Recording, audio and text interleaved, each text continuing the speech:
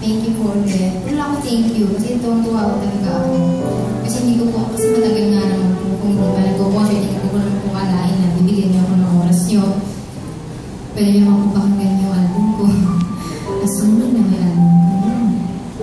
Sana meron po. Ay, ang alam ko meron mga album, yung mga albums sa labas for sale. For sale po, hindi ko for free pa tayo drama. And maraming salamat din syempre dun sa mga sumuporta ng album ko. And Forevermore is actually the title of my second album. Tama? Oo. And naibalik po siya dahil may talisyaring akong pinapalabas niya naman. Patuloy ko lagi. So, ito na. Para sa mga in love.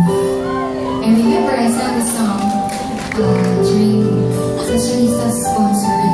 Nag-iyak din po ako doon ng drama na malulog. Because it was 2011. Ay, tama ba yun?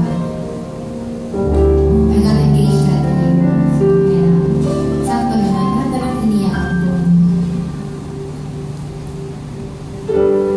There were times when I just want to look at your face with the sun.